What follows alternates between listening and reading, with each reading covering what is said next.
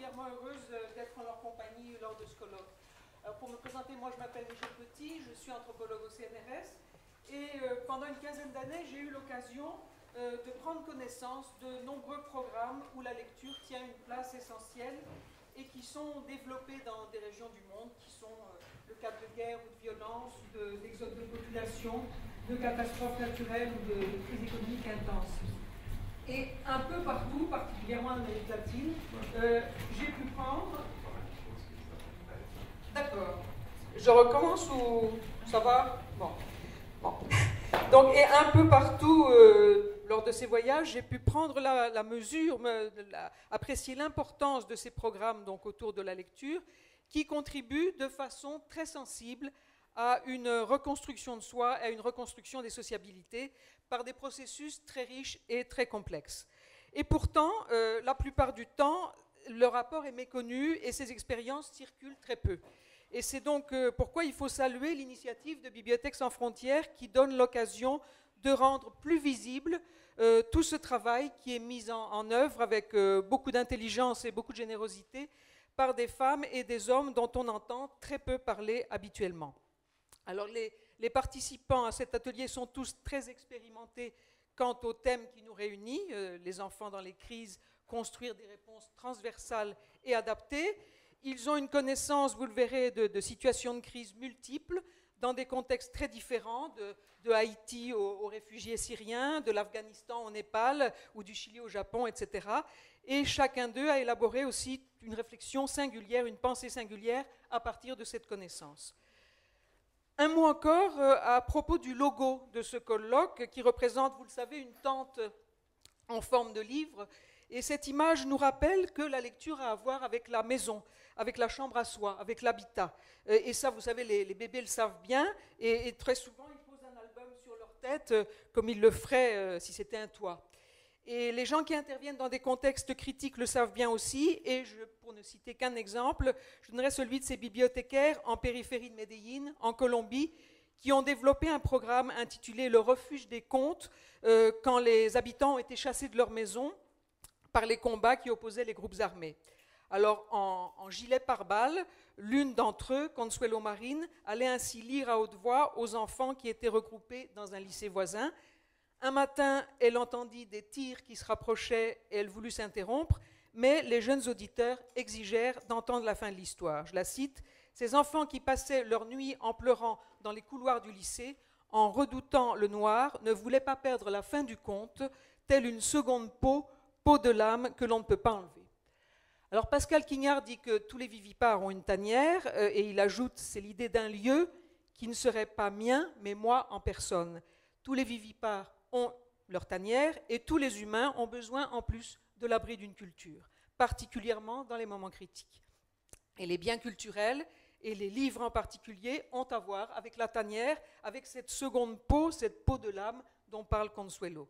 Lire, mais aussi écouter, lire, regarder des illustrations, chanter, conter, dessiner, cela sert à interposer entre le réel et soi tout un tissu de mots, de connaissances, d'histoire, de fantaisie, sans lequel le monde serait inhabitable, même si l'on vit d'ailleurs dans des lieux bien plus cléments que ceux où s'affrontent les groupes armés.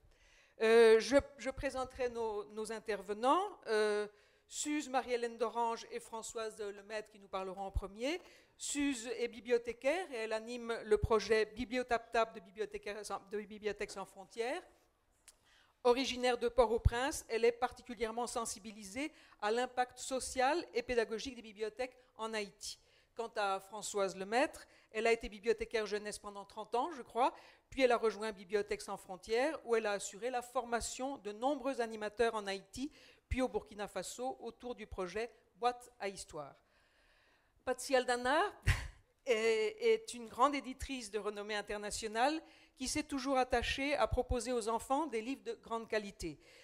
Elle a dirigé Groundwood Books pendant 35 ans, collectionnant des prix plus que mérités. Elle a aussi été présidente de l'IBI et elle dirige actuellement la fondation IBI, je crois, Patsy.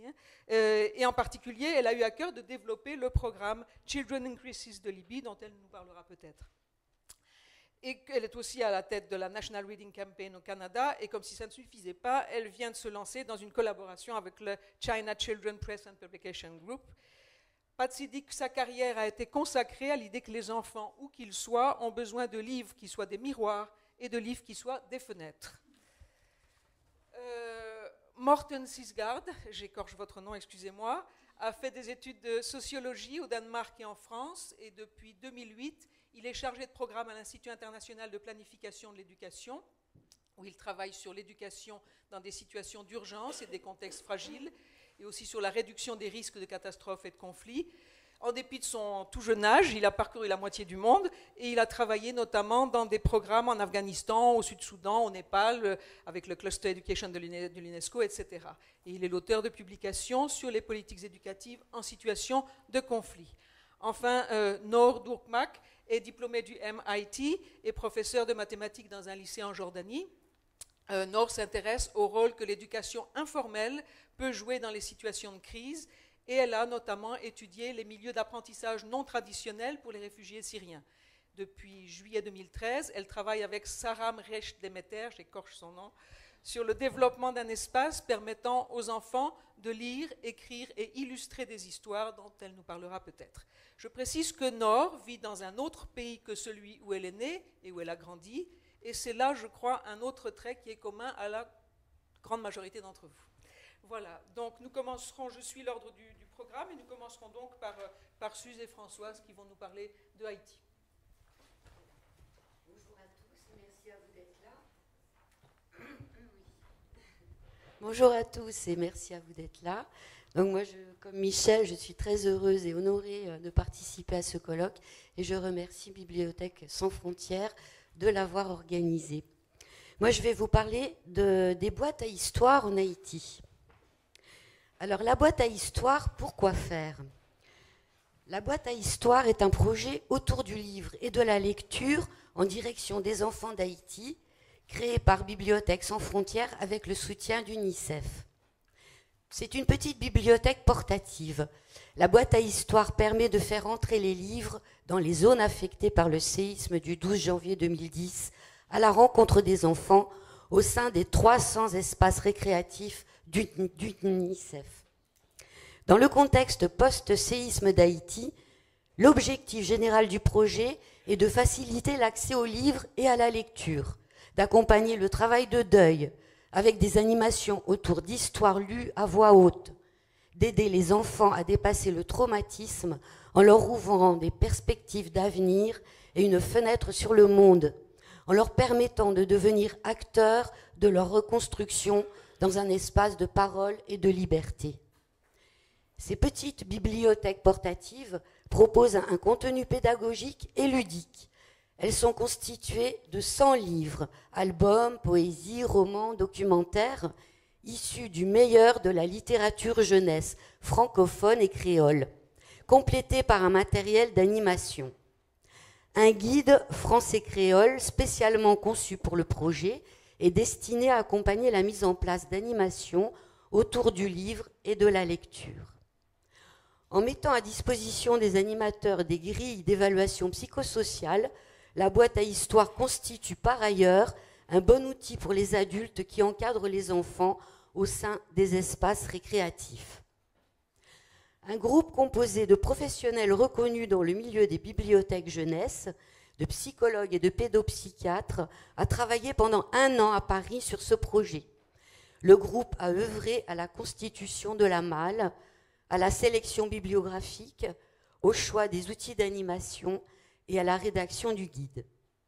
Il a imaginé une méthode originale qui associe les pratiques de bibliothécaire jeunesse avec une logique d'accompagnement psychosocial propre au contexte haïtien. Dans ce cadre, en avril 2012, 55 animateurs ont été formés à l'utilisation du guide, à la manipulation du kit, ainsi qu'à la médiation à la lecture, lors de 2 sessions de formation, l'une à Jacmel et l'autre à Port-au-Prince. L'objectif est de former en 2 sessions de 5 jours ces animateurs afin qu'ils s'approprient la boîte à histoire et qu'ils puissent transmettre à leur tour la formation à leurs collègues. donc une expérience de formation à Jacmel. À Jacmel, au sud d'Haïti, se déroule la première session dans une bibliothèque détruite par le séisme et reconstruite par son propriétaire. Jacmel a beaucoup souffert du séisme. 31 stagiaires choisis par UNICEF, principalement des animateurs d'ONG nationales ou internationales, prennent en charge des enfants des camps et des rues. Ils n'ont pas ou très peu de prérequis en littérature jeunesse et n'ont pas d'expérience d'animation avec les livres. En revanche, ils ont tous un intérêt pour le livre. Après une présentation des objectifs du stage et de la boîte à histoire, pour les mettre en appétit, je leur lis quelques albums afin de leur montrer la diversité des livres qui composent la boîte à histoire et leur donner envie d'en découvrir plus. Rire, émerveillement, applaudissements, la glace est rompue. Leur motivation pour lire à leur tour et faire partager le plaisir de la lecture aux autres est palpable. Je sollicite leur participation en leur posant la question « Pourquoi lire ?» Leurs réponses sont riches pour s'instruire, rêver, s'ouvrir aux autres et au monde, satisfaire sa curiosité, connaître des mots, se connaître soi-même. Elles permettent d'amener la réflexion sur le rôle du livre dans le développement de l'enfant. Ainsi que sur l'importance de la médiation à la lecture pour le jeune public.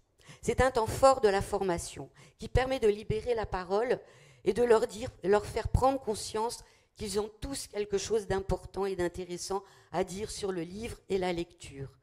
Ce temps renforce leur motivation et leur désir d'aller plus loin et permet aussi de désacraliser le livre et la lecture pour en faciliter l'accès. Durant la semaine, ils ont tous beaucoup de plaisir à partager les lectures des livres de la boîte à histoire, chacun lisant celui de son choix au reste du groupe. Ils se retrouvent dans la même situation que les enfants qu'ils auront dans leur séance, en étant tour à tour lecteurs et spectateurs, et seront aptes à leur faire partager le plaisir du livre et de la lecture, car eux-mêmes le vivent au sein de la formation. Ils apprécient aussi beaucoup les animations proposées dans le guide et découvrent qu'ils prennent plaisir à ces jeux, avec en point d'orgue la préparation de l'animation complète devant des enfants. À la fin de la session, ils se sentent prêts à réaliser des animations avec la boîte à histoire et à utiliser le guide. Ils apprécient d'ailleurs que le guide soit bilingue créole. Les séances d'animation ont procuré beaucoup de plaisir et de motivation aux stagiaires. Ils se sont sentis valorisés par le retour qu'en ont fait les enfants. Ils réalisent l'enrichissement que le livre peut leur apporter. Cette semaine de formation a été riche pour chacun en termes d'échanges, d'expériences, de pratiques et de relations humaines. Il s'est passé quelque chose qui relève de l'état de grâce. Des amitiés se sont nouées. Au total, 300 animateurs sont formés pour accompagner les 300 boîtes à histoire qui sont distribuées dans les associations haïtiennes suivies par UNICEF. Maintenant, je passe la parole à Suze qui va vous parler de ce qu'elle fait sur le terrain avec le BiblioTapTap.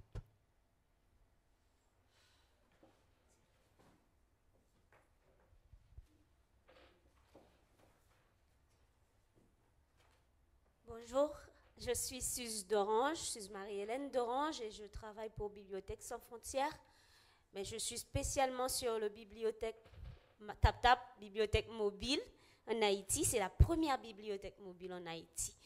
Et dans les communautés où les gens ne vont pas aux livres, ce sont les livres qui vont les rencontrer. C'est la philosophie de Bibliothèques sans frontières et une façon intelligente pour cette institution de participer à la reconstruction d'Haïti après le séisme du 12 janvier 2010. Un rêve concrétisé quand BSF a lancé en juillet 2012 le BiblioTapTap, première bibliothèque mobile en Haïti, projet faisant suite à la boîte à histoire. Le TapTap pick-up coloré assurant le transport à Port-au-Prince et en province s'est transformé en bibliothèque afin d'apporter les livres partout en Haïti.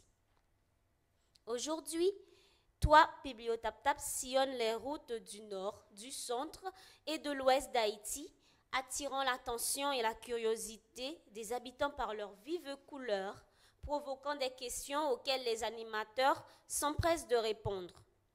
Ces bibliothèques mobiles interviennent sur 20 sites en Haïti et touchent plusieurs milliers de personnes qui sont accoutumées à la lecture, au débat et aux animations autour du livre pour enfants et adultes, principale activité du BiblioTapTap.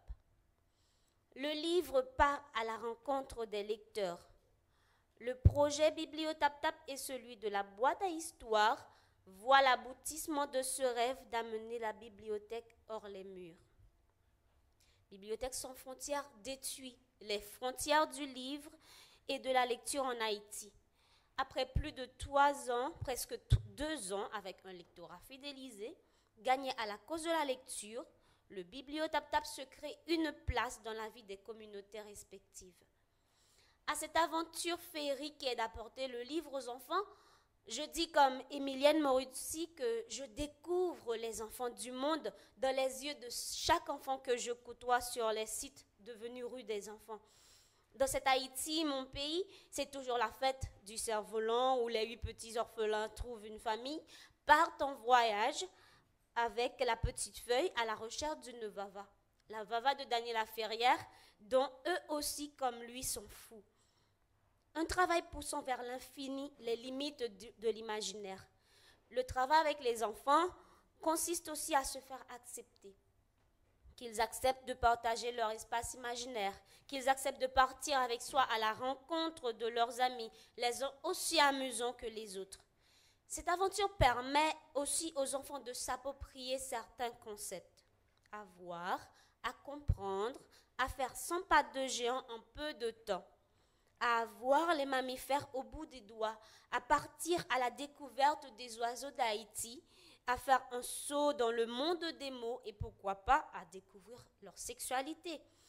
Et tout cela n'est pas seulement l'affaire des seuls enfants lettrés échappés au fléau de l'analphabétisme.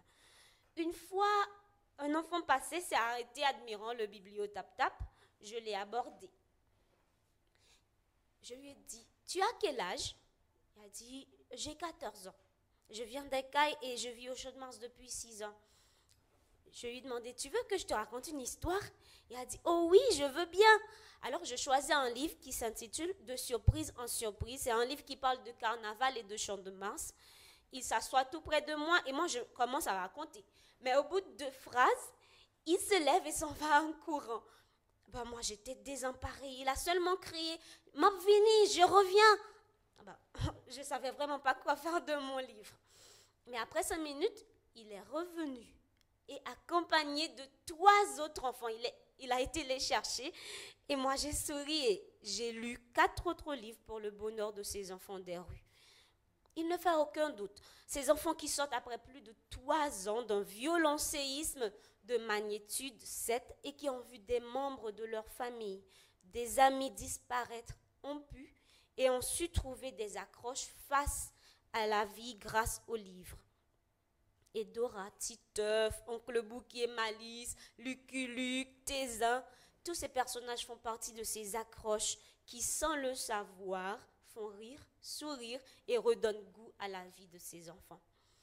En Haïti, quand les mamans partent travailler ou faire des commissions et ne reviennent que tard dans la soirée, la promesse d'un bonbon ou d'une sucette fait souvent chanter les enfants. « Mais maman tololo, voici maman qui revient ». Alors avec le BiblioTapTap, c'est la même chose. Mais sis tololo, mais BiblioTapTap tololo. En fait, c'est comme s'ils étaient trop contents de voir arriver le tap-tap. Ce refrain me va toujours droit au cœur et me donne encore plus envie de leur faire plaisir. Voir la joie de lire sur leurs frimousse, voir l'impatience de leurs petites mains qui supportent mal l'attente de pouvoir toucher les ouvrages et de découvrir de nouveaux personnages. Tout cela me porte à créer de nouvelles animations pour le plus grand bonheur de ces enfants. Et les voir enfin satisfaits est ma plus belle récompense. Je terminerai ces quelques mots par une citation de Daniela Ferrière. Celui-là, on l'aime trop en Haïti. Lors d'une intervention à la Fondation Connaissance et Liberté Focale en Haïti. Je cite, « Un enfant plongé dans les 3 mousquetaires ne se trouve plus sous une tente, mais dans le roman de Dumas. » Cela m'a plu de vous présenter mon pays que voici, Haïti et ses enfants.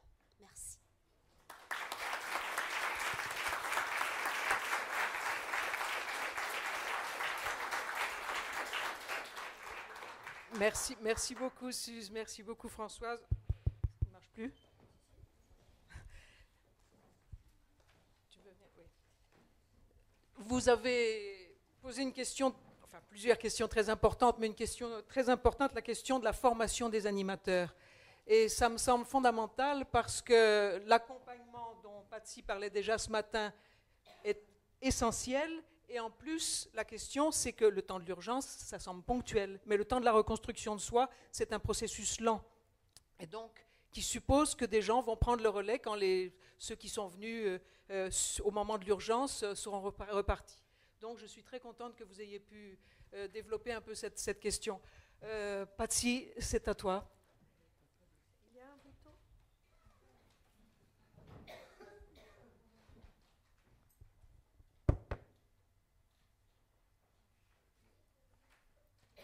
Vous entendez? Oui, ça va, ça marche. Merci beaucoup, c'était très impressionnant, surtout la partie sur l'entraînement des autres gens que vous avez présenté, ça m'a semblé très très bien fait. Et moi je suis là, je vais simplement présenter ce que je vois comme les 10 points principaux quand on intervient dans une situation comme de crise. Et pardonnez mon français, mais c'est pas forcément nécessaire d'être très techniquement emparé ou d'avoir beaucoup de choses. Il faut vraiment, pour moi et pour nous, pour IBI, la pratique, c'est d'arriver le plus tôt possible au moment de... Je ne suis pas très expert. Voilà. Et c'est d'être là. Et c'est, pour nous, le principal, c'est la personne qui vient avec les livres. C'est sans les personnes qui donnent de leur temps. Et AIBI est une association dans 77 pays, mais avec très peu d'argent. Nous vivons des volontaires. Donc, c'est absolument essentiel avoir des gens qui sont d'accord pour donner. C'est une donation énorme d'une personne parce que c'est être là qui est la chose la plus importante. Alors, je vais vous montrer, IBI a fait a maintenant plusieurs pays où on a fait des projets des enfants en crise. On a commencé vraiment, peut-être la première expérience importante, c'était à Liban en 1983, où Julinda Abou Nasser allait lire dans les shelters pour les bombes, contre les bombes, pendant les bombardements. Et ça a aidé les enfants à passer les nuits. On a fait la même chose à la Bibliothèque nationale de Croatie pendant la guerre en Croatie. Et puis, il y a une expérience à Venezuela après quand la terre s'est partie à Vargas, où les gens d'IBI sont partis avec des voitures et avec des livres. Et c'est de ces expériences qu'on a vraiment déroulé la pratique que je vais vous présenter ici. Alors ça, pour moi, c'est les 10 pas qu'il faut, et je vais parler un peu avec des exemples de partout, parce que vous avez des exemples très particuliers comme celui-là. On voit que la même chose peut se passer dans toutes sortes de lieux. C'est pas si différent au Japon qu'en Haïti, d'une façon. Là, c'est une des premières expériences en Indonésie après le tsunami dans la province d'Aceh. Une chose très importante qu'on a fait là pour la première fois, c'est amener des livres en achénésé, parce que Aceh était en guerre avec l'Indonésie, le gouvernement central. Et donc, les livres en Aceh étaient absolument interdits. Et Aceh a été vraiment coupé parce qu'il y avait une guerre, en effet, entre le gouvernement et Aceh. Et on a fait traduire des livres en atchénésé, et c'était la première fois qu'ils avaient des livres dans leur langue natale, que les enfants ont eu ça. On avait pas mal d'argent d'un japonais, on a pu monter des moto-bibliothèques. Et ça s'est passé assez vite, ça a pris, je crois que 3 mois, on était là déjà. Murthy Bonanta, qui est une grande personne. En Afghanistan, c'est une de nos dernières expériences. On commence juste maintenant avec des bibliobus. Ça, c'est financé par les Émirats. Mais la chose, c'est encore la même chose, la personne qui va et qui lit et qui parle avec les enfants. Ça, c'est Venezuela. C'était Carmen Diana Dearden, qui était la présidente de IBI à Venezuela. Avec cette expérience qui était tellement importante, elles sont allées avec leur voiture, leurs livres, peut-être 2 jours après comment ça se dit en français, le glissement de terre qui a été dramatique. Il y a eu beaucoup de morts, des enfants qui étaient orphelins, etc. Ils sont partis très très vite et ils ont commencé à lire tous les soirs aux enfants.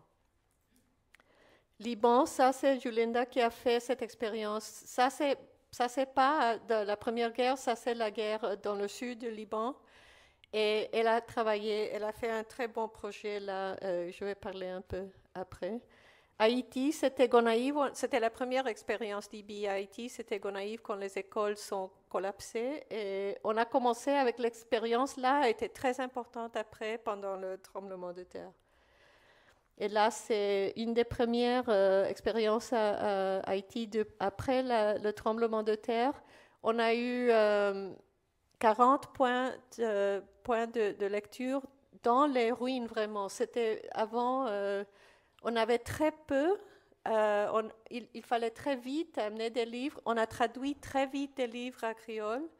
Et on a commencé très vite à lire aux enfants tous les jours, là aussi, dans les ruines, comme vous voyez. La prochaine chose, ça, on a parlé un peu ici, ça c'est Iran, où on a des grands projets à Iran. La section d'IBI en Iran est une des meilleures sections. Ils travaillent beaucoup avec les enfants afghans qui sont permanents, réfugiés permanents et qui veulent que le gouvernement ne veut plus les avoir là, alors ils sont interdits d'aller à l'école. Avant, il y avait des écoles informelles pour eux, maintenant c'est interdit. Et c'est vraiment seulement des gens comme IBI à Iran qui travaillent avec ces enfants, qui sont là depuis 10 ans, qui sont aux enfants de la rue, etc.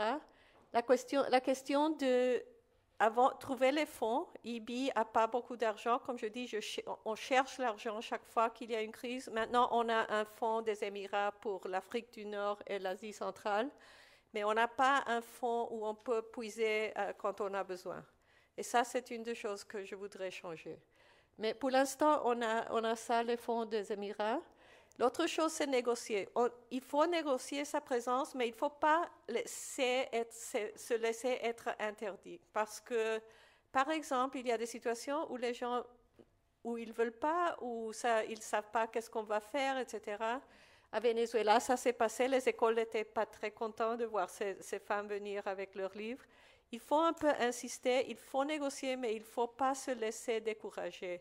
Ni laisser que les grandes agences disent que ce n'est pas important ou qu'ils sont occupés à faire des choses, qu'on leur crée des problèmes. Il faut vraiment dire, on sait ce qu'on fait et on va entrer et pas être trop préoccupé pour sa sécurité. Ça c'est très important.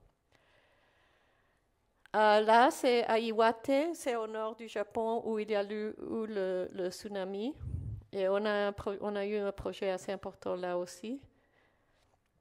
Là, c'est à Fukushima aussi, on a eu une expérience assez importante. Et ça c'est pour vous montrer toutes les possibilités d'espace.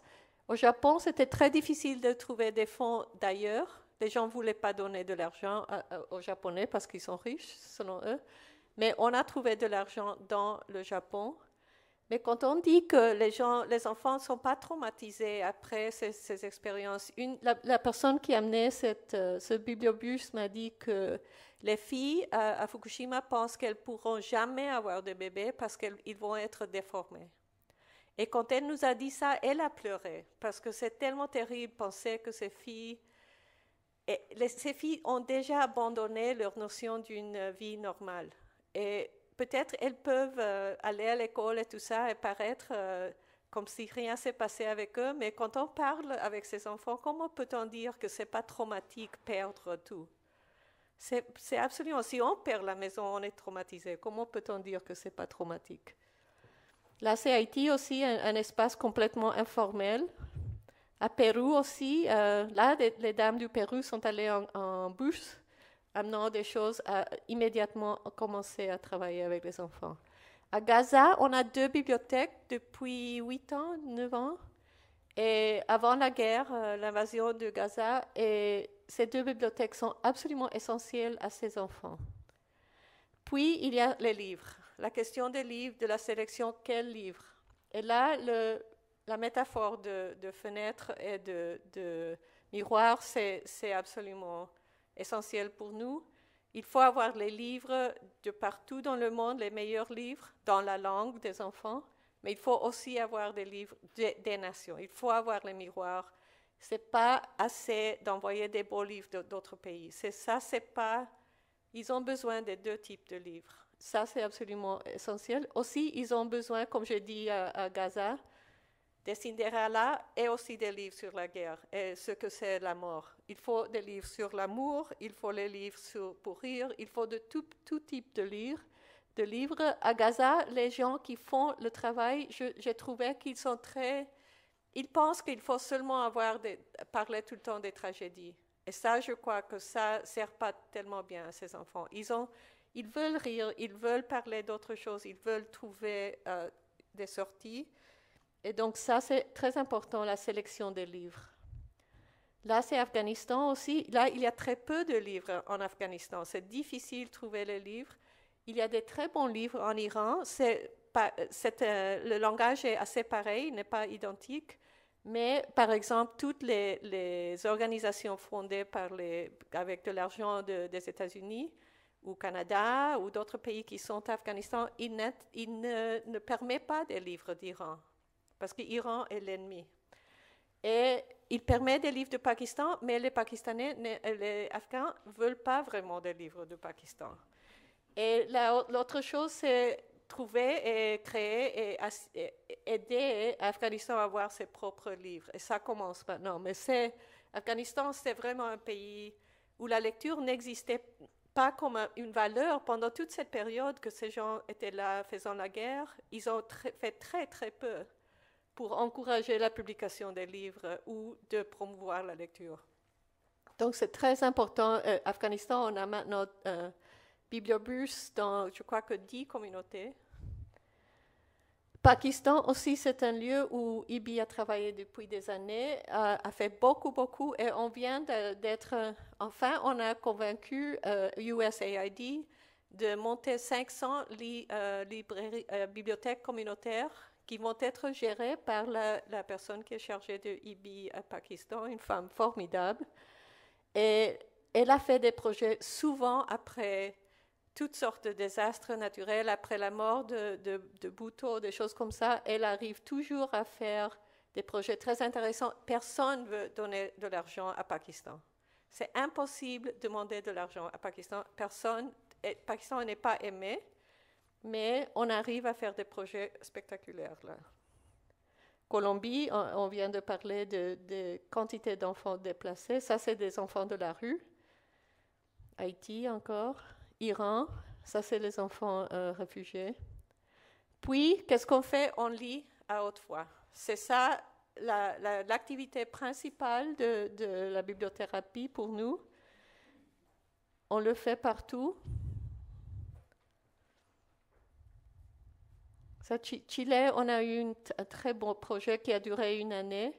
Là, c'est Pakistan. Les enfants aussi puissent lire à haute voix. Là encore, c'est Pakistan. Là, c'est les camps de réfugiés Afghanistan informels. Il n'y a aucune agence qui aide ces enfants, sauf Ashiana, qui est la section nationale de IBI maintenant à Afghanistan, qui va tous les jours dans ces camps amener le déjeuner et faire des classes le matin. Mais maintenant, ils ont intégré la pratique de lire à haute voix. Ça ne se faisait pas avant. Et ça, c'est un grand gain. Je crois qu'on a gagné quelque chose en faisant ça. Puis, il faut parler et compartir après la lecture. On voit les dessins des enfants. En Haïti, ça, c'est une grande partie de l'activité. Qu'ils racontent ce qui leur passe, et puis dessiner et faire des pièces de théâtre et des choses comme ça, roleplay, ça suit. Ça, il y a quelques dessins des enfants post-trauma. Là, c'est des filles qui ne peuvent pas entendre, qui travaillent à Gaza. Et là, c'est des dessins de Chili après le tremblement de terre.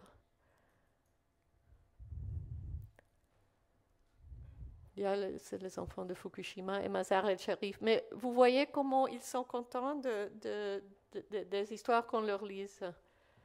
Puis, il faut revenir souvent, 2 fois par semaine. Il ne faut pas aller 1 fois ou 2 fois. Il faut être là. Il faut absolument que les enfants puissent compter sur les personnes. Donc, c'est une activité que si on va le faire, il faut le faire d'une façon absolument constante et que les enfants puissent compter sur vous, et il faut le faire pour une période assez longue. Et puis, il faut entraîner aux autres pour qu'ils puissent prendre la relais. Toutes les activités d'IBI sont faites au niveau national. Il n'y a pas de personnes d'ailleurs qui viennent parce que les sections IBI au pays sont des gens qui sont déjà des experts. On ne demande pas aux sections qui ne sont pas capables, il y en a plusieurs. On fait ces projets seulement avec des sections qui sont vraiment capables de mener cette activité bien, mais on voudrait aider aux autres à faire ça, parce qu'on sait le faire et on peut aider aux autres à le faire dans des urgences.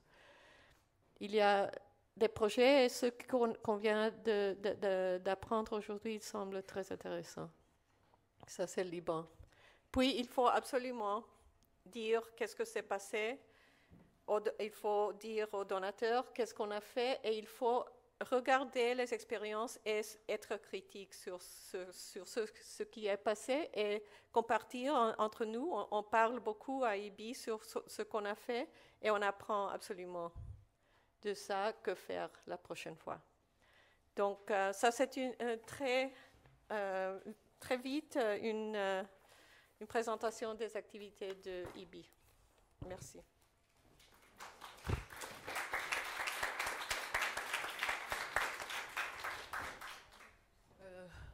Morten?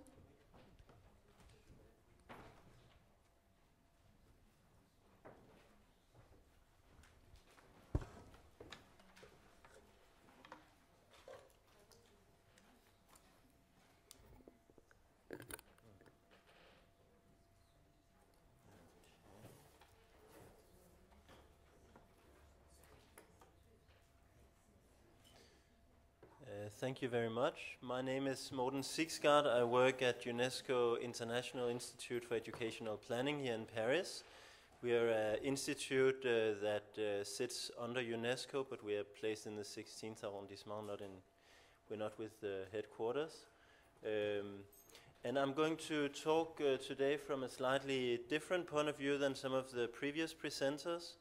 I'm going to talk about the work that UNESCO IIP does with the Ministry of Education in Afghanistan, and specifically how we try to help the Ministry of Education work with the many different education providers that exist in the country, including NGOs, because I thought that would be appropriate at a conference like today, where we have many such organizations like IPPUY we've just seen, and maybe one day the ideas box will also arrive to Afghanistan.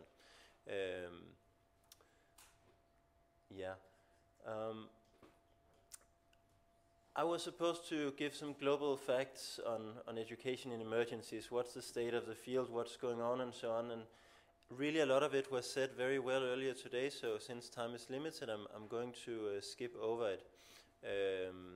The figures about how many people are displaced in the world and so on, I'll not go too much into that. Instead, I will try and give the story about our work in Afghanistan, and I'm probably going to be a little bit more, let's say, technocratic than what we've just seen, in the sense that the part of the Ministry of Education that we work with is the General Directorate of Planning and Evaluation. So they're the people who sit in the capital, in a ministry building, supposedly with contact to a number of provincial and district education offices across the country. And they try to come up with the national plans for the entire education sector, not just primary education, but also secondary, technical, vocational education, and so on. And they do that in a country which is Afghanistan. And Afghanistan, I don't know if everybody's here is familiar with the country.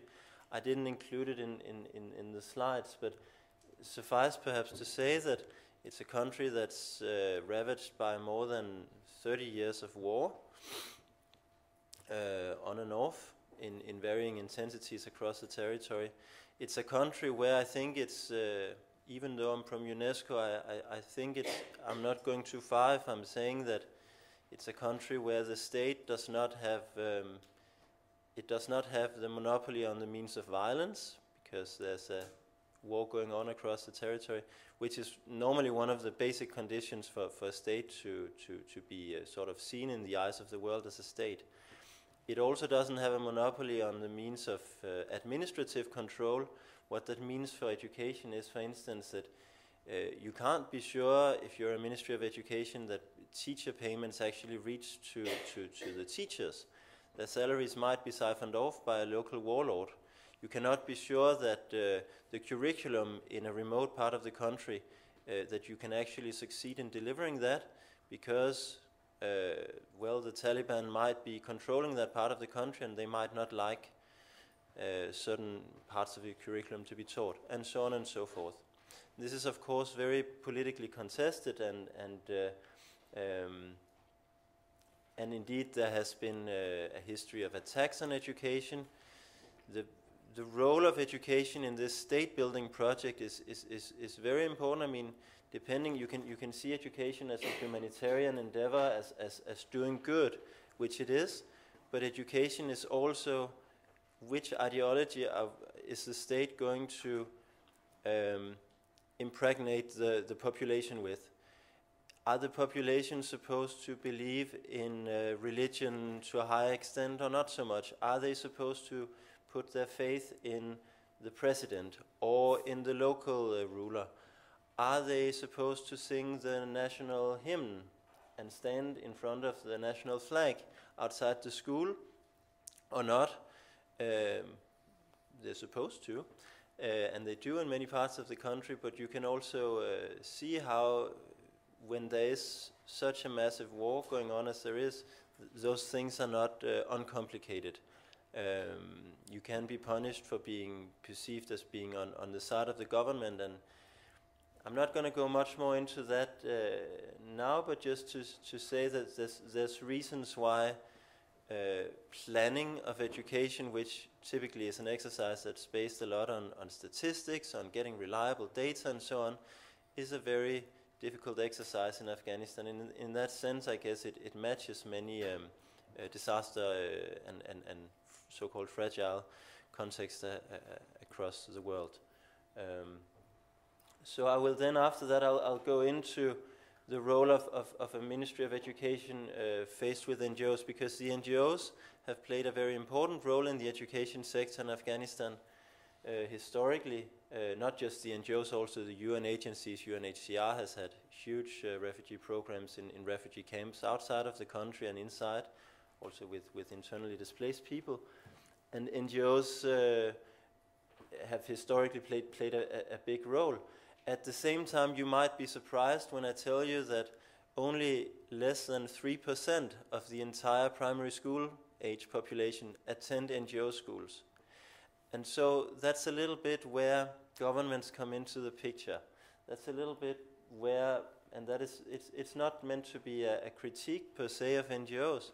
It's just a fact that NGOs do a lot of very good work, but if you look at things from a macro perspective, well, in Afghanistan, really the majority of the children, they do attend government schools. Schools that are supposed to be under the government's control to some extent. And UNESCO's job is to support these governments, even when, both when they're easy to work with and when it's not so easy. So some of the issues I'll come into are about coordination, certification, pay, regulation, and scalability, and so on. I wanted to mention a few positive things before I get technocratic. You probably all know Malala Yousafzai from Pakistan, who got the Sakharov Human Rights Prize with the EU yesterday. And I'm mentioning her here as a recent, well, I shouldn't call her an achievement, although she is being used too by education advocates, or she probably wants that. Malala Yousafzai, as you probably know, was shot in the head by Pakistani Taliban last year and miraculously survived, and is now one of the big advocates for education for all, including girls, including in rural districts in Pakistan and Afghanistan. And some of the money that she has been awarded, she has indeed donated to girls' education in Afghanistan. And I'm mentioning her because I think it's a very good example of like people standing up, demanding education. I think that's a very positive development, and I think in conflict-affected countries, in crisis situations, we need to see that. We need to see a pressure from below. And it's interesting that a person at the age of 16 can be as articulate as she is, so vocal about these demands, as those of you who have seen her speeches will know. What I'm talking about here is some of the global developments when we talk about education in conflict, because IIP works not only in Afghanistan but in other countries as well, and we take part in various international networks that try to suss out how to better deliver education in conflict-affected countries. One of these networks is the Interagency Network on Education in Emergencies, as Chris Talbot talked about earlier. Another one is called the Global Coalition to Protect Education from Attack. And one of the recent developments that happened as a result of international advocacy there was that in South Sudan, the government actually passed a law that prohibited that armed forces could not use schools, for instance, to camp in schools, which they do, or to recruit child soldiers and so on. So this is one example of where engagement with a supposedly weak government in the world's newest state has led to a very concrete result that will, it might not be enforced. I'm not saying that this will lead to great things in all schools in South Sudan, but it's an example that governments can, they have an array of policies they can choose from, and they can choose to do that. There's been an increased global awareness on education and conflict. UNESCO came out with the Education for All Global Monitoring Report in 2011 on armed conflict was a big step. There's this network on protecting education from attack. There's UNICEF has a big role on education's role in peace building. And it's being more and more documented the role that education plays for other development sectors like health and so on. At the same time, we're seeing a drop in humanitarian funding for education. What we do as a UNESCO institute is we try to strengthen the capacities of member states to plan and manage the education systems in order to help them achieve the EFA goals. So we develop capacity. And what we do in more broadly, as we try to support policymakers with evidence, we try to train educational planners and technicians who support the policymakers. So we train statisticians, we train people who sit and calculate up the numbers. We train the people who try to formulate and draft policies, like for instance in Afghanistan, coming forward with the idea of more inclusive education, the idea of education that's really rooted in communities and therefore is not felt as being imposed by the state. Those people we train regionally, and we also train them here in Paris. And we support the countries, for instance in Afghanistan, but also in Haiti and in a number of other countries, in formulating their plans for the whole sector. And these plans the governments then use to pitch to donors and to attract funding. And these plans are also a tool for working together with this broad array of NGO partners that exist in humanitarian settings. So the plan documents become coordination tools. So our job is to work with these ministries, and often these ministries, they're the ones that pay the lowest salaries. Those that speak good enough English and are good enough, well enough educated, will often leave to work with UN agencies, to work with with NGOs and so on. So just because it's the Ministry of Education, it's not always organizationally the strongest organization in a country, but it's UNESCO's job, working on the mandate of member states to strengthen them. Now, we've been active in Afghanistan since 2002, and what we consider successes, a few of them, is that they're becoming autonomous in drafting their national plan for the education sector. Like, they draft it in Afghan languages. Previously it used to be international specialists coming to draft it for them in English. Now they're doing it themselves. They are running a training program for educational planners and management in Kabul. They're the ones that decide how it should be set up. We give feedback and so on, and they receive about 50 people every quarter who come in, and we help train them, but not very much. I mean, they're doing it. The ministry is, again, this is a little bit technical, but it might be worth mentioning. It hasn't been mentioned so much earlier today, that the way, a coordination mechanism for the education sector it's often called the local education group. In Afghanistan it's called the Human Resource Development Cluster, which is co-led by one of the big education donors, take turns co-leading it, and they co-lead it together with the ministry. And in this coordination forum, they basically discuss what are we going to do, where are we going to build schools, how are we going to train teachers, who does what, trying to make sure there's not too much overlap and that there is some sort of consensus on the overall policy.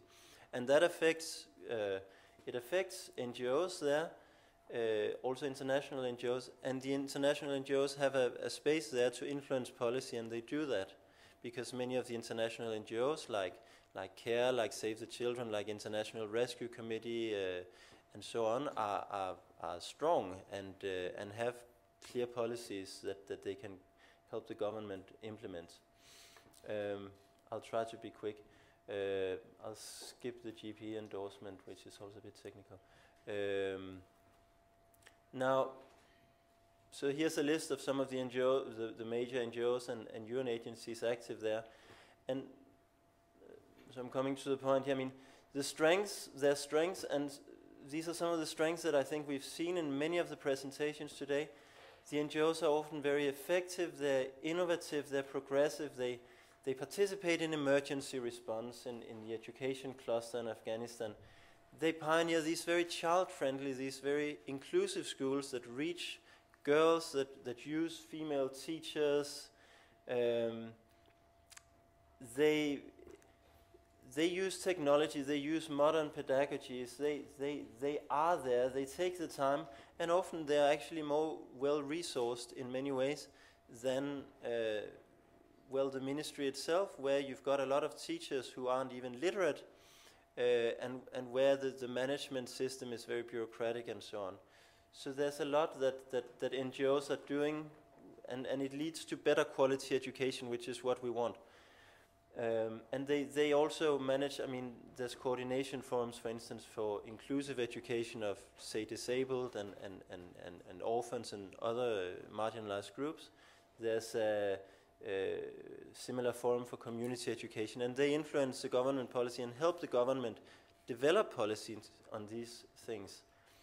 But some of the limitations is that there's a real risk that you create a parallel system, a parallel structure where it becomes more attractive to work in the NGOs than actually to work for the government and be a teacher on the government payroll. So I think one of the tasks for NGOs is to keep influencing the policy and keep sort of taking the government, holding the government accountable, delivering where the government cannot, keep using, you know, let 1 million libraries bloom in Afghanistan if possible, or 1,000 or even 100, but the NGOs can do a lot here to help a ministry, but it's only 3% of the total enrollment that attend these schools. So we should maybe keep this in mind, and this is where there is this need to keep working with governments, and I think that was the main point I wanted to drive through. And of course, those numbers, I want to end it with a little joke that statistics in Afghanistan, and you might add in other crisis contexts, are wild guesses based on inadequate data. So you can't count on the 3% figure. It was a famous Afghanistan historian that said that. That was it. We have some publications on our website that you can download if you're interested, and I'm also very happy to tell you more after the session if you want. Thank you. Merci. No, that's you.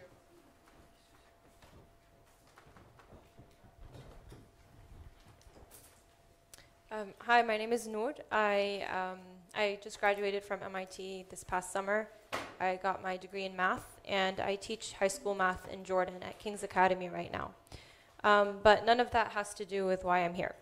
The reason I'm here is because I recently, I think that we're all talking about books, and we're implying that we're talking about stories. And I think each and every one of us in this room has a story. And all of our work has come about because of a story. My story is probably much shorter than most people here. But nonetheless, I was on my way to getting certified in teaching math, and teaching in a very formal setting. And that's where I work now. I work in a traditional school. I actually work at a boarding school.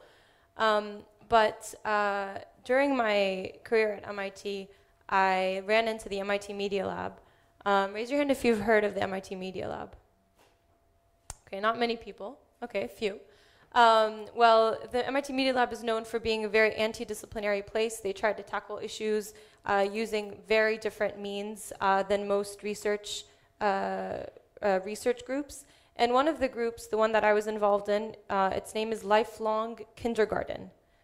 And what that means is they kind of believe that learning that happens in kindergarten, that authentic learning where you're encouraged to be very hands-on, you're encouraged to ask your own questions, you're encouraged to direct yourself in your own learning. That sort of thing that happens in kindergarten, it needs to happen more throughout school and throughout learning environments. And the fact of the matter is, like Sir Ken Robinson has a famous TED Talk that schools kill creativity. And what does that mean for us in crisis situations? So actually last year I met a graduate student there named Abdurrahman Al-Idilbi, and he's a Syrian as well, like myself, and armed with this sort of notion that, okay, maybe school, maybe traditional education isn't the way that we need to be teaching our kids. We tried to apply this to the Syrian situation. We formed a little group, we called it Educate Syria, and we were on our way to sort of exploring these things. We got very much caught up in the philosophy of things, and we recognized that we needed to take a step back. And I think, like all of our speakers here, we knew that we needed to have one-on-one experience with refugees, and that's kind of what I want to talk about now. So I decided that along with Sarah Mresh Demeter, who you mentioned earlier, so Sarah and I, we teamed up in Boston. We created a workshop or a educational program that we ran with some refugees in Zarqa, Jordan. And we worked for just a week with 25 refugees, but we'd spend months planning what we were going to do with them. And alongside our efforts, Abdurrahman also went to some camps in northern Syria. So for me, I want to spend this time just talking about some of the lessons that we collectively learned. And I kind of sat down and I said, okay, well, what makes Syrians or what makes Syrian children, now that they're in a crisis, what makes them special? What are their needs? What do they need now that maybe other children need less of? And I kind of came up with let's say four, I'm going to combine two of them for time. Let's say four kind of important things that I noticed about these children when I worked with them. The first of which was that these children, just like a lot of children, not just in crisis, but they're not asked to express themselves very much. They're not asked their opinions. They're not asked how they feel, and they're not listened to that much. Abdurrahman, for example, he would go into a camp, he would go into tents and ask parents, what do you think your children need right now? What do you think your children are most in need of? And they would almost unanimously say, I think they need somebody to listen to them. I think they need to talk. And then he would ask, okay, great, so do you provide that listening? Do you sit down and do you talk to them and allow them to talk to you? And they're like, Psh, us? Psh, no, of course not, of course not. You know, that's somebody else's job. And so this idea that there isn't, this idea that the parents themselves living in tents now, completely, disoriented from their way of life, they themselves are going through trauma, and it's hard for them to be able to provide what they themselves need to their kids. So this is one thing that I noticed as a need. Then I asked myself, okay, what does traditional school, the schools that, Save the Children or UNICEF or many of the organizations, the NGOs that we're talking about, at least I'm talking from my perspective, the ones that are set up for Syrian refugees, what do they look like? I personally haven't visited any of these schools, but from Abdurrahman's accounts, I can tell you that probably they're because of their kind of focus on employing local people, and these local teachers have themselves been educated in a certain way that isn't necessarily conducive to the crisis situation, they are not providing the listening that these children need. When they let's say they do, assign some reading, and they do at the end of the reading ask the children some questions. Because of the way that traditional school is set up, where there is grades, there are assessments, we have to standardize across the board. The children are meant, they come to feel that when they're asked their opinion, they're supposed to regurgitate something that they've heard the teacher say before. It's just a system that has just been entrenched in standardization, etc. And I don't think it's not really a space for them to really be expressing themselves. The way that we tackled this when we were working for that 1 week in Jordan, what we did, for example, when we first started with them the very first day, we gave them crayons and markers, and we said, okay, make name tags so we know your names. And we had them make name tags, and they finished making their name tags, and instead of being like, okay, next activity, we need to move on, we have a curriculum to finish, et cetera, we said, we just sat back as mentors. We just sat back and we watched what would happen with a bunch of paper and a bunch of crayons lying around, and what the kids would do, and what their expressions would be, their artistic expressions. And we found lots of pictures of violence, war scenes, a lot of Syrian revolution flags being drawn, And instead of saying, okay, kids, let's forget about violence for now. Let's talk about nice things. Let's talk about peaceful things. We said, okay, tell us about what you just drew.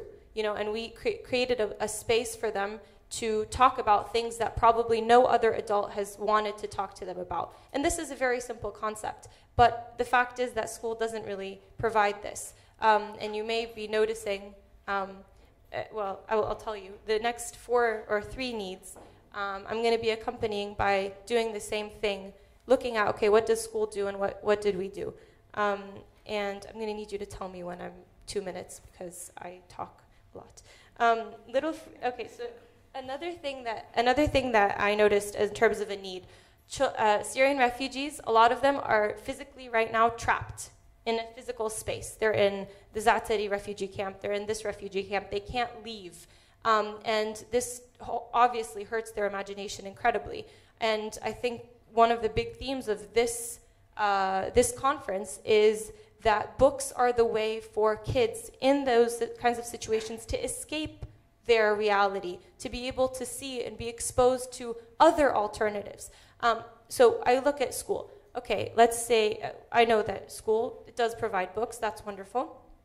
But how does it do so? How does it introduce books? How does it introduce reading? And I was lucky enough to run into this book by Daniel Pinnock. Raise your hand if you know Daniel Pinnock. A few more people than the Media Lab. Good. Okay, so I got to read the English version, and I absolutely fell in love with his ideas. Basically, he's just telling us that the reader likes the child. He likes to read. He is born he is born with this love of knowing things beyond his own experience. It's a natural thing. Us as teachers, we come in the school setting. We come in, we give them the book. Then we say, okay, you have to read pages 1 through 34 tonight, and then I want you to answer this question, and then I need you to tell me, I need you to compare it to that other reading that we did the other night, and every single student has the same exact assignment. And, I mean, how am I supposed to enjoy reading if that's my experience with books? And what you find now, I mean, the refugees that I worked with, I would, I work right now currently in a center, a spinal cord injury center, where there are refugees who have been caught in crossfire, children, and they've become paralyzed. So they can't walk anymore, they can't go anywhere, but the center is very financially well off. I went to the center and I asked the children, do you have books in the center? Do you have books? And they responded to me, I don't know, we never asked. We never asked if there were books in the center, and they've been there for 1.5 years. So I said, okay, next time I come, I want you to tell me if you guys have books. I'm not going to ask for you. You go and ask, investigate yourself. I came back the next week. They told me, yes, miss, we have books, but they're all in English. There are no Arabic books, and they only speak Arabic. I said, okay, this is a problem. Do you want me to bring you Arabic books? They said yes. And when I brought it to them, I brought them these books. Well, first of all, I asked them, how long has it been since you picked up a book and read? And these are girls, I was talking to 2 girls, they're both 13, 14 years old. They know how to read. We WhatsApp all the time. And they said, it's been 1.5 years or more since I last picked up a book. Okay, why is it that these children, they're paralyzed, they're bored completely at this center, and they could easily just pick up a book. But I think they've been conditioned to hate reading because of the way that the school system has treated reading. So what did we do? Actually, I could tell you a story just from this center. What I did was, I came in with these books. There are actually 2 girls that I kind of formed a very close relationship with. I'm going to call them Sara and Dana, my made-up names. And so I came in, my most recent visit, I came in, I saw Sara. I said, hi, Sara, how are you? She said, I'm doing well. And Sara is a very quiet girl. When I first met her, she seemed very depressed, very unwilling to talk. And you could imagine why. And I said, oh, where's Dana? They're best friends. Where's Dana? She said, Dana isn't at the center. I said, oh, okay, when's she coming back? Maybe she's visiting her parents or something. When is she coming back? Dana's not coming back anymore. I said, what do you mean? She said, Dana's not coming back anymore. Her parents won't let her come. I said, oh, okay. And she was in a very, really sad mood. And I was like, okay, I brought a bunch of books for you, a bunch of Arabic books. You want to read? And she's like, no, I'm not really in the mood. And so I was like, oh, okay, that's all right. So we started chatting, and then eventually I kind of pulled a book out, and it was a book that had a kind of an interesting title. I think it was like, Hamza Doesn't Like to Write, or something very random.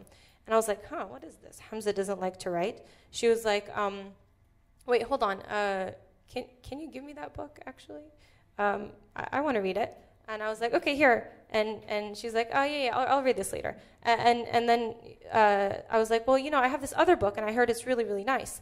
And she was like, well, what is it about? And I was like, well, what about you read it to me? So she read it to me, and it turned out to be a book about a girl and a guy, little boy, little girl. They create an imaginary world together, and they eventually, the girl actually passes away.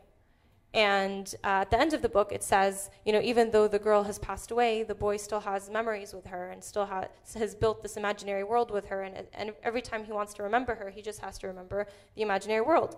And so then we finished reading the book, and the physical therapist who was there, she was like, hey, that kind of reminds me of your friend Dana. Like, even though she's left, you guys had a lot of memories together, and as long as she lives in your mind and in your heart, you don't really have to ever miss her. And Sarah, like, I don't want to be like cliche or anything, but literally she lit up. Like, she was a different person from that moment on. She started picking up the books, she started reading them, I started chatting to the other girls, and I found her just like reading, and I was like, okay, wow, something has happened. And ever since, she's been really, really talkative to me and to the people at the center, and she's just opened up. And that's what a book can do if you allow it to, if you don't standardize the way that people have to interpret it. Okay, I'll be very brief. Another thing that I noticed was the idea that children the Syrian situation is a little bit different than the other situations, I think, because it wasn't a natural disaster that put them into this crisis mode, but it was a political disaster, a political situation. And they've been completely, they've been caught up in the politics of it, undoubtedly. And God knows what their, let's say, their sense of morality or their sense of values or their sense of right and wrong. Like, what is it right now? And where do they get that direction from? And when I look at school, we have cases of places in school or instances in school where immorality is actually sometimes incentivized, like in cheating, because you want to cheat in order to get a good grade, or the teacher will take shortcuts in order for her students to do well. Things like that. It's not, the curriculum is prioritized. It's not necessarily character and values that are at the forefront of a teacher's mind. When you work in a non-traditional or an informal setting, it can be on the forefront of your mind, and it should be at the forefront of your mind. And there are examples, and I'm not going to bore you, but I do want to end by mentioning something that I recently came across. So in all of these things, I think it's really important to note that when I was working and when my colleagues were working with the refugees, it wasn't about necessarily like the activities that we were doing, because people would constantly come up to us and say, okay, what are the activities that you're doing? Can you give me like the curriculum that you're following? And we would have such a hard time answering those types of questions, because our goal was really to create a space for the children to feel safe, to build resilience, and to build a community. And in a way that we think school maybe has some limitations on. And so while it's important to think about, okay, what do we do with the kids? And I think a lot of us are choosing to read to the kids. It's also really important to remember that there's a philosophy that goes behind it, and that when we want to expand this, so like I worked with 25 kids and that was it, but when I want to train or when I want to build a new mindset in adults who will work with kids like this, again, that I focus on I focus on them understanding these philosophies, these core values that we all hold.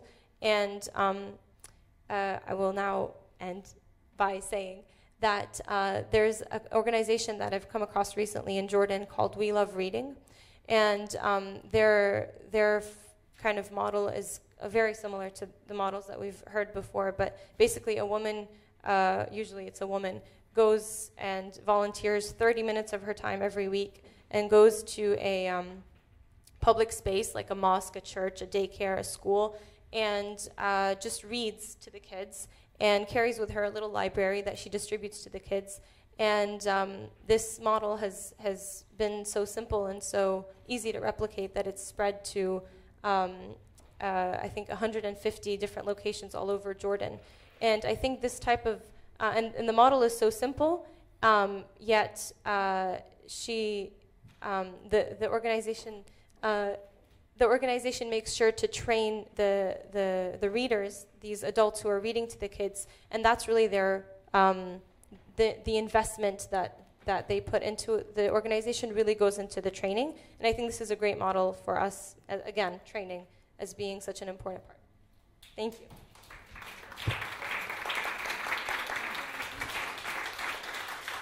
Oui, je crois que c'est notre amie japonaise qui tout à l'heure disait qu'après le tremblement de terre, ce qui avait manqué, c'était l'espace. Et je crois que justement tout ce dont on a entendu aujourd'hui, tout ce qu'on a entendu ce soir, c'est ça, c'est que ce qui est ouvert, c'est des espaces d'écoute, des espaces de parole, des espaces de liberté, de partage, de symbolisation, de mise en forme des émotions. Et ces espaces ne viennent pas concurrencer l'école classique. C'est des espaces qui, me semble-t-il, au contraire, peuvent réconcilier avec les apprentissages, qui peuvent rendre même parfois l'appropriation de l'écrit désirable. Donc, je crois que tout ça va dans un sens qui va. Je ne le vois pas comme quelque chose de concurrentiel. Voilà. Je crois que nous n'avons malheureusement pas plus de temps pour des questions parce qu'il faut libérer la salle. Une seule question très rapide, alors s'il vous plaît, parce que. Eh bien, je crois qu'on va nous les présenter maintenant, justement. Donc, vous allez avoir la réponse à votre question maintenant. Voilà.